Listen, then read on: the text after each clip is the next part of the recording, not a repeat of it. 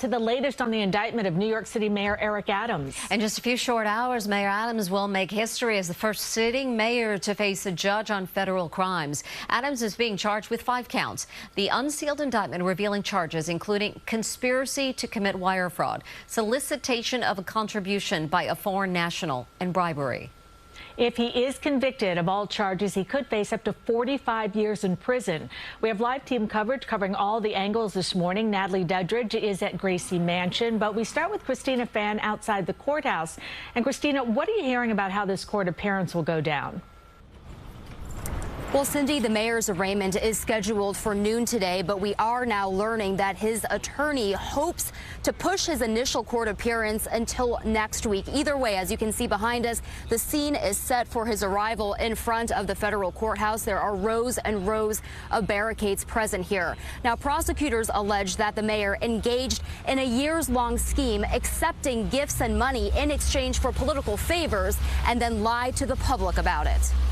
I follow the rules. I follow the law. I do not do anything that's going to participate in illegal campaign activity. Mayor Adams denied all accusations detailed in a sprawling 57-page indictment, accusing him of seeking and accepting improper gifts like luxury travel and illegal campaign contributions from wealthy foreign business people and at least one Turkish government official since he was Brooklyn Borough president. His alleged undisclosed travel dates back to 2016, totaling to more than $100,000. He told the public he received no gifts, even though he was secretly being showered with them.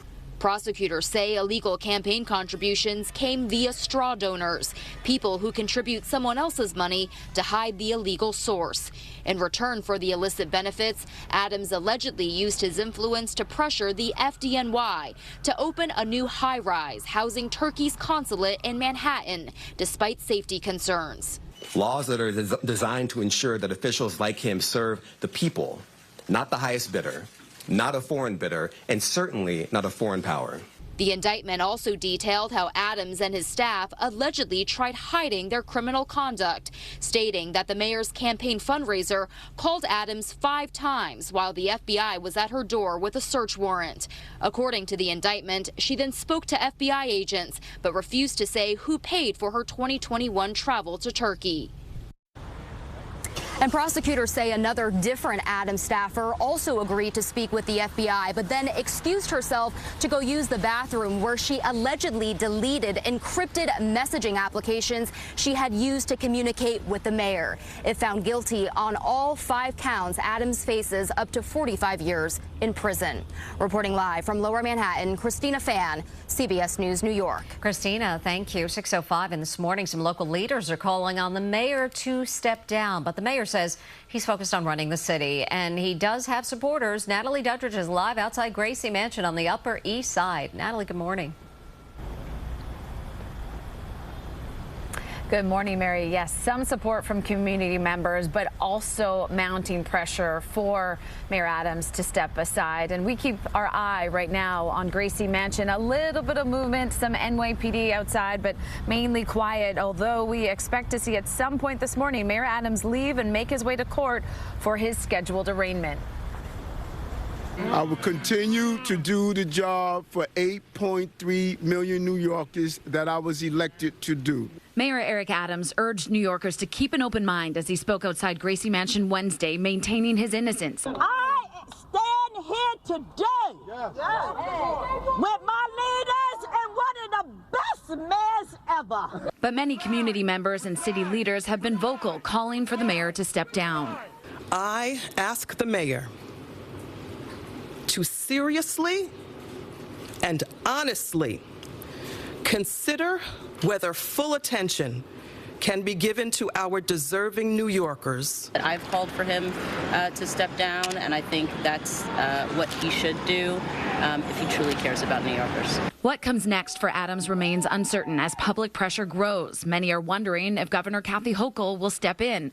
Under state law, she does have the power to remove him from office. If the mayor were to resign or be removed by the governor, public advocate Jumaane Williams would take over on an interim basis and would have 3 days to call for a special election that would have to be held within 80 days. However, Adams has said repeatedly he plans to continue his work as mayor. Wait to hear our defense before making any judgments. And again, Adams' arraignment is scheduled for 12 noon, so we will be keeping a close watch here on the mayor's residence as we expect him in the next few hours to make his way to court. We're on the Upper East Side. Natalie Duddridge, CBS News, New York. Natalie, thank you. Mayor Adams says he is eager to get inside a federal courtroom and defend himself from these new corruption charges. Criminal defense attorney Peter Polano joins us now. Peter, good morning to you. Good morning. Do you think he can get a postponement in today's first court appearance? I would think it would be entirely possible. I mean, certainly the lawyer could contact the court if there's legitimate reasons. It's a first appearance, and I don't see why not. On the other hand, it's just the initial appearance, the arraignment, and the court may say, let's just get this over with. We got a long road ahead of us. Let's start it today. How difficult are these kind of financial corruption cases to prove?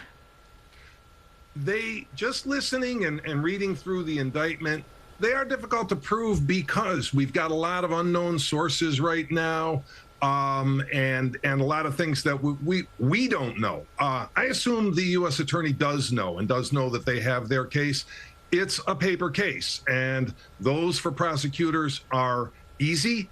But you've also got to teach the jurors election law, which can be very wonky for most of us, not something that we either understand readily or are that worked up about. It's different than a more violent crime or something. You can get a jury that just says, who cares at the end of the day? And that can be a problem for prosecutors as well. With your experience in criminal defense, do you agree with Adams' stated desire for a speedy trial here? Yes and no. My experience has always been that the speediness can help the prosecution. A lot of times the defense needs more time to formulate their defense, to investigate. You know, the prosecution's been working on this for some time. It was some time ago that they seized things, and they've already had some time. His defense team will need the time as well. But I do agree with the comment we just heard. Wait till we've heard his defense before we make any judgment. That's the way our system works. It doesn't change whether it's Mayor of New York, President of the United States, or any other average citizen. Criminal defense attorney Peter Polano, thank you so much for joining us. Thank you for having me.